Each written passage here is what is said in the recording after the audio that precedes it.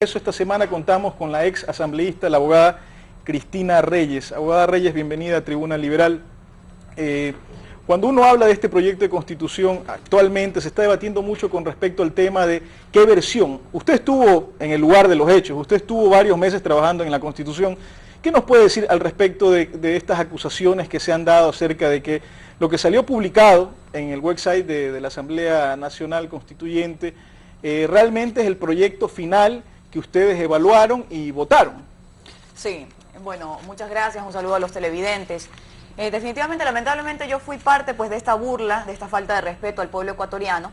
Tal como mandaba el reglamento, el día 19 de julio pues se debía votar en el segundo debate los artículos definitivos. Esto pasaba pues a la mesa de la comisión de redacción y demás, e inmediatamente pues los asambleístas íbamos a votar ya por el texto definitivo.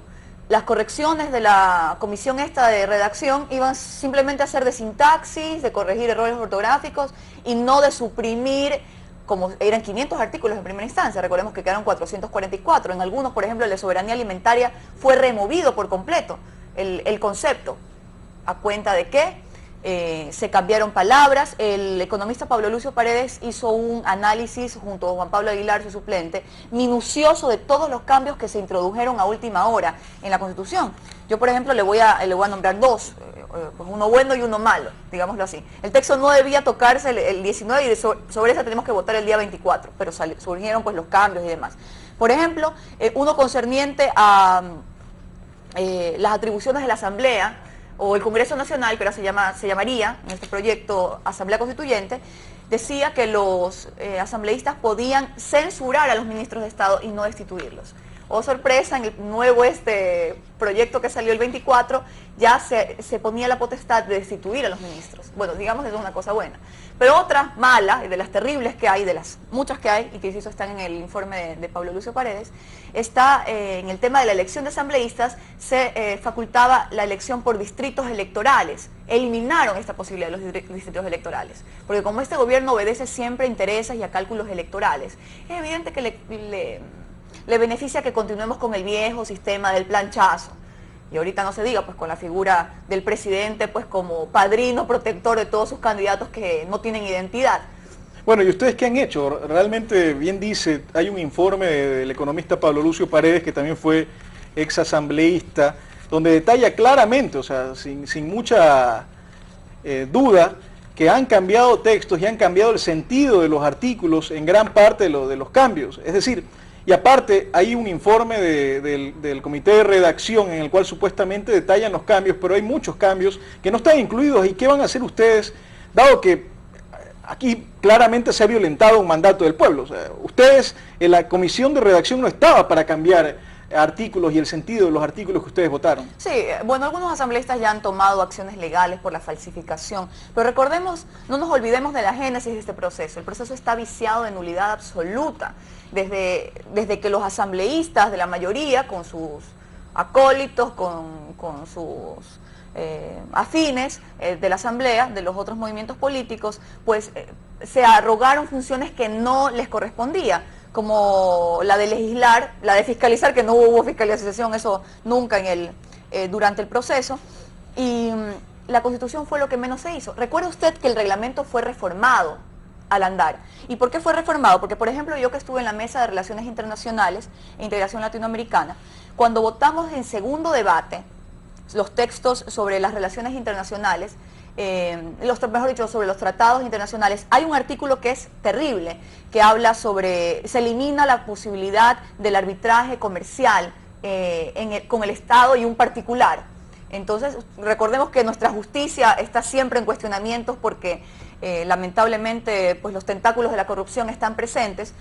Hay instancias internacionales que le brindan a los inversionistas pues esa seguridad para poder invertir, pero lamentablemente este país las aleja. Bueno, para terminar de contarles a segundo debate en el pleno, hablábamos, se daban sus argumentos e inmediatamente se procedía a la votación. ¿Qué es lo que hacían? Se llevaban los textos, yo no sé con quién hablaban, quién les daba la orden, si los españoles o los venezolanos, yo no sé quién, y los cambiaban. Y sobre esos artículos votaron.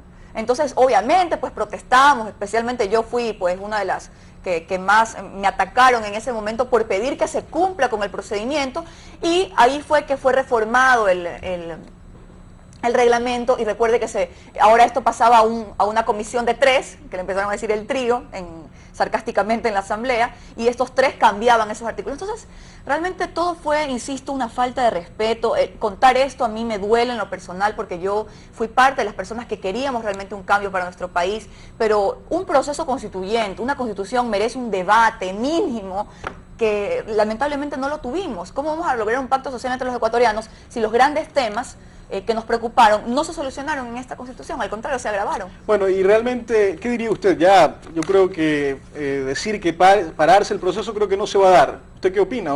¿O sí se puede realmente parar el proceso exigiendo que vaya la Constitución de que ustedes votaron en Montecristi? Mire, lamentablemente en nuestro país, nuestra patria está viviendo una de sus profundas crisis.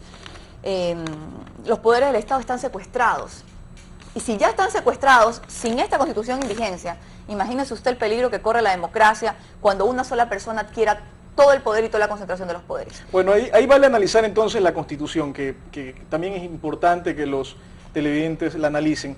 La Constitución de 1998, por más errores que se les quiera buscar, sí consagraba algo fundamental, que es el Estado de Derecho.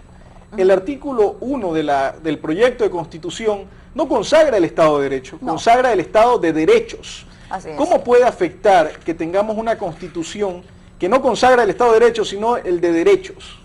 O sea, aquí convierte, el Estado de Derecho garantiza que el poder está en las leyes, está en un orden establecido y no en las personas.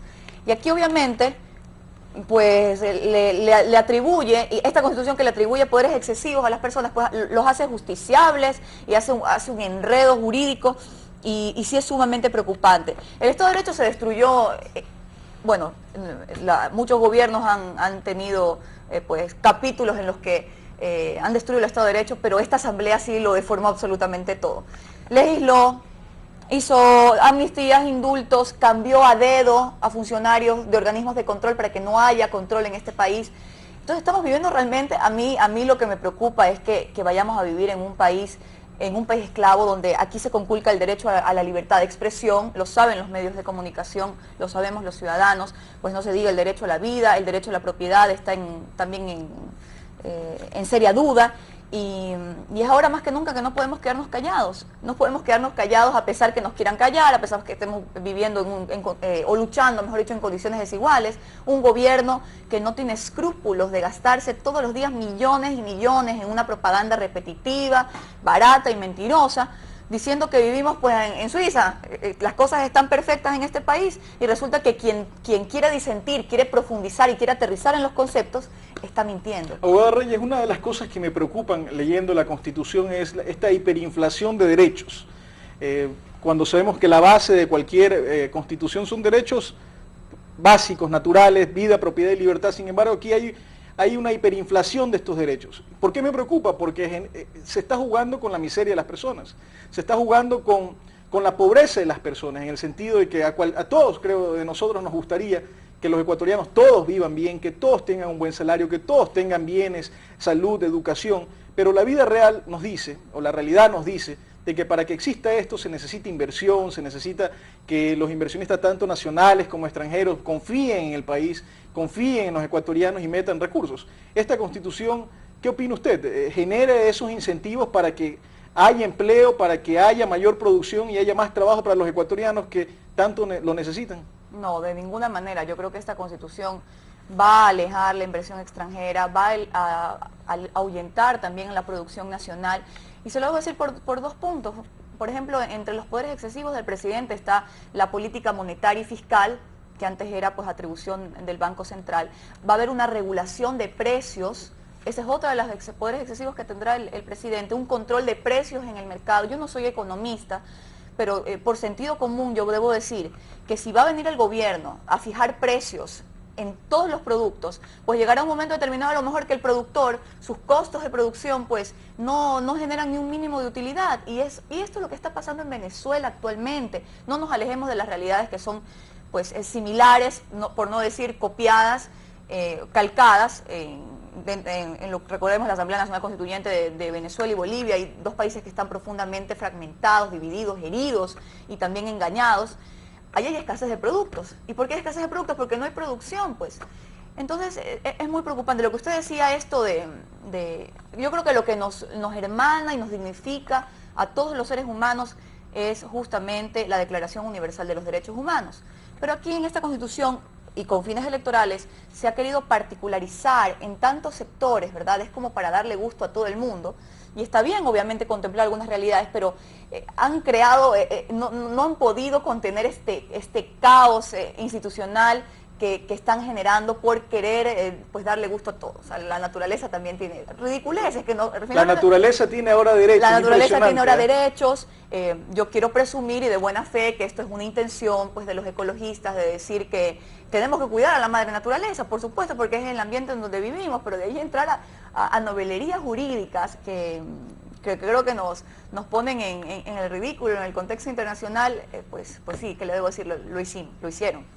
Reyes, terminamos el bloque anterior en el cual usted analizaba de que hay artículos que promueven el control de precios, hay artículos que le dan derecho a la naturaleza, algo que realmente no se ha dado en el mundo. Algunos los pro de esta Constitución dicen que es un avance, pero realmente no tiene sentido, ¿no?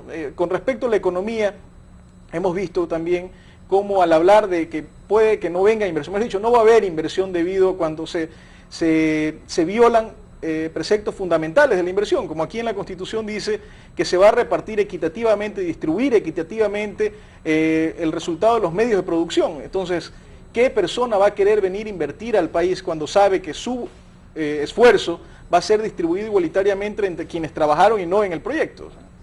Sí, lamentablemente no sé qué señales estamos enviándole al mundo. Fíjese usted, yo quiero aterrizar también en este punto que fui aludida por el presidente de la República, y es el tema de las mentiras que se están diciendo en campaña, y una de ellas, que creo que es la que le concierne a la juventud, que se sintió pues muy... tenía muchas expectativas. Yo como joven también, obviamente en la asamblea, yo tengo la decencia de ahora decir que no, porque también tuve la decencia de decir que sí a las cosas positivas, como creo que cualquier ser humano de sentido común en un proceso constituyente debe hacerlo. Se vende la mentira, mire usted, de que la educación superior va a ser gratuita. Esa es la promesa de campaña. Que los jóvenes tienen que votar que sí, porque la educación va a ser gratuita. Entonces yo creo que le desvirtué al señor presidente con argumentos que están en esta Constitución, y les voy a decir los artículos exactamente, de que no es cierto, porque esta gratuidad se supedita a 3 puntos. A ver, todo le cuesta, nada es gratis en la vida, a alguien le tiene que costar, ¿verdad? En primer lugar, en la transitoria 18ª, se establece un presupuesto para la educación, pero se lo circunscribe únicamente a la educación de bachillerato y a la básica. No hay un presupuesto establecido para las universidades. Luego también hay otro artículo, fíjese usted, que es la 20ª transitoria, que dice que el presidente de la República, que maneja todo este sistema nacional de educación, porque esta es una constitución centralista, todos los derechos fundamentales giran en torno a la majestad del presidente, que es quien prácticamente nos lo debe garantizar o no, cuando eso es inherente al ser humano. Habla también de que se crea un organismo burocrático que es parte, que lo controla la función ejecutiva, que es el que crea, suprime las carreras universitarias, maneja el personal docente, el financiamiento, etcétera. Entonces, si por un lado hay un artículo que habla de la autonomía universitaria, pero por otro lado hay un artículo que dice que el presidente de la República es el que lo controla todo, ¿en qué quedamos? Y el tercer punto, que es el artículo 356, que dice que la educación superior pública será gratuita hasta el 3er nivel, y la mentira al renglón seguido se puede descubrir, que dice que la gratuidad se vinculará a la responsabilidad académica de las estudiantes y los estudiantes. Esto es completamente discrecional porque lo regulará este Sistema Nacional de Educación. No sabemos si va a ser gratis para los que son de ideología de izquierda, va a ser gratis para los que pertenecen al partido político tal, para los que de pronto piensan contrario no lo va a ser, para el que saque 9.9 sobre 10, o para... No sabemos a qué se refiere el tema de la responsabilidad académica. Entonces, ¿por qué le mentimos a los ecuatorianos? ¿Por qué seguimos jugando con las expectativas, sobre todo de la gente más pobre? Que finalmente, como está tan hay un sesgo ideológico tan fuerte aquí, que no se dan cuenta que lo que los ecuatorianos, tal como usted lo dice, con respecto a la calidad de vida, es vivir bien, es tener educación, es tener salud, es ir a la casa, aplastar el switch y tener luz eléctrica y que esa luz sea un buen servicio y abrir la llave y tener agua y tener un trabajo estable y esos son los mínimos requisitos para la convivencia humana. Sobre el tema de la educación también un tema que preocupa es el tema de la centralización de cátedras y el control excesivo que puede tener el gobierno central en la cátedra en la educación nacional, tanto pública como privada.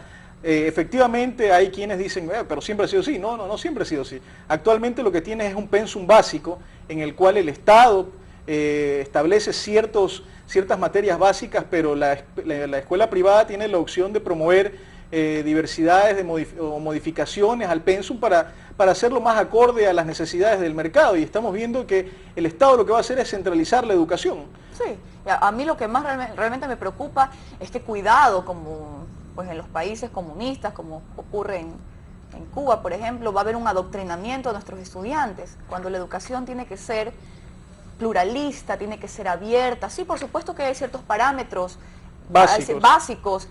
Yo siempre he discrepado de que una materia tan importante como cívica o lugar natal, que fue la que yo estudié en la escuela, donde nos enseñan a amar nuestros símbolos patrios, donde nos enseñan a amar nuestra ciudad, nuestro país, nuestros símbolos, nuestros héroes, que nos identifican con una historia, de alguna manera se haya eliminado. O sea, que mejor dicho, el tema del civismo. Bueno, en historia estudiamos también pues la historia republicana del país. ¿Y qué tal atado un poco al tema de la educación, qué opina del voto facultativo para los niños de 16 años, los adolescentes de 16 años? Mire, yo confío y tengo siempre mi fe puesta en la juventud. Yo creo que si este país va a cambiar algún día es cuando esa fuerza joven se rebele contra lo establecido pacíficamente. Creo que ya hemos visto ahora en los valientes estudiantes de la Universidad Católica, creo que una luz en medio de todo este proceso terrible que estamos viviendo los ecuatorianos.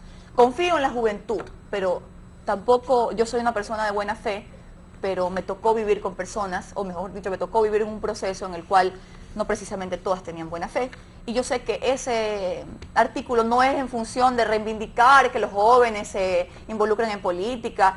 Este es un artículo con expectativas electorales, con expectativas clientelares, y lo que pretende ahora es, ya deben tener números, pues de cuál es el porcentaje de estudiantes entre 16 y 18 años en los colegios.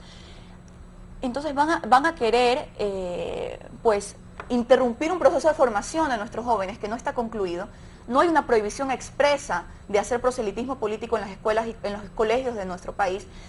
Tienen a su principal aliado, que es el MPD, que no nos engañemos, por Dios, que la educación está en sus manos a través de la UNE. Y es uno de los responsables de la mediocre educación que tenemos en el país. O sea, no se pueden desligar de esa responsabilidad. Todo el mundo conoce de que ellos han manejado la educación pública y los resultados están a la vista. Así es. Entonces, ¿qué nos garantiza? Primero, que nuestros jóvenes no van a ser persuadidos de alguna manera en unas elecciones a ir a votar y a ir a votar en función de determinado partido. Y segundo, que se vayan a meter. Estas no son elecciones estudiantiles, como democráticamente ellas las pueden hacer dentro de sus establecimientos, como las tuve yo, las tuvimos todos, sino que se van a ir a meter los políticos de siempre a interrumpir, a molestar ese proceso de formación. Mire usted lo que está pasando ahorita en el Colegio Vicente Rocafuerte, por ejemplo, que creo que su rector comete un gran error.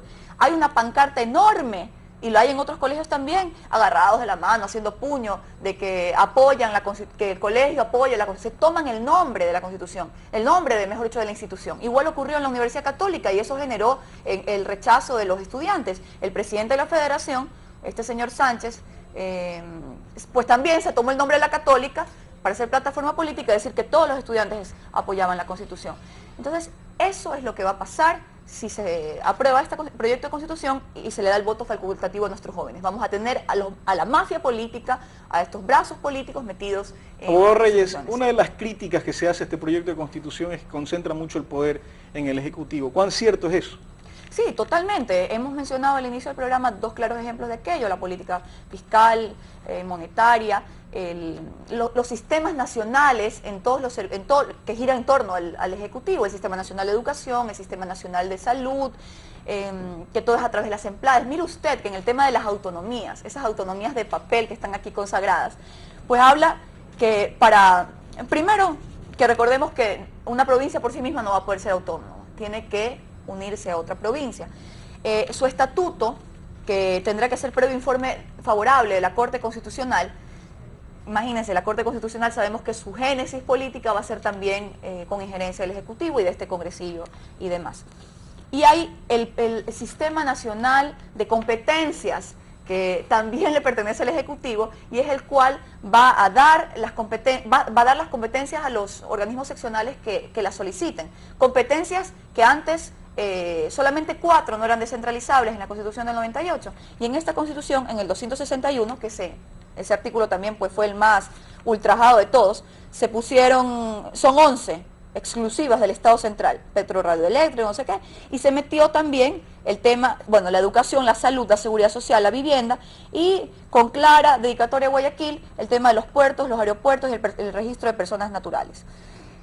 Imagínese usted. Todo, si se aprueba eso, todos estos servicios, tanto el aeropuerto, José Joaquín de Olmedo, el terminal terrestre, registro civil, tienen que volver al gobierno central. Así es, vuelven a la administración del gobierno central cuando todos sabemos lo que eso significa. Eso significó caos, eso significó burocracia excesiva, eso significó un mal servicio, eso significó no progreso. Entonces, son visiones equivocadas definitivamente. Yo creo que las instituciones del Estado deben fortalecerse, obviamente los programas del Ejecutivo, sus ministerios y demás, pero debemos dar paso a un sistema de autonomías que pues permita el progreso de nuestros pueblos. Abogada Reyes, hay mucho que decir sobre esta Constitución, pero el tiempo en televisión lamentablemente no es extenso. ¿Qué mensaje final breve le quisiera dejar a los amigos televidentes con respecto a la Constitución o el proyecto de Constitución que va a ser votado en septiembre 28? Sí, los ecuatorianos no debemos olvidar pues cómo esta Constitución fue concebida dentro de un proceso atropellado, un proceso que le faltó el respeto a los ecuatorianos. Entonces, sí, hay que recordar cómo fue concebido este proyecto. Y ahora que nadie pues ponga nuestras capacidades, nuestro criterio, nuestro valor en juicio o subestime nuestra capacidad. El presidente no puede decirnos que no debemos leer la Constitución, que simplemente debemos analizar 3 o 4 puntos de referencia.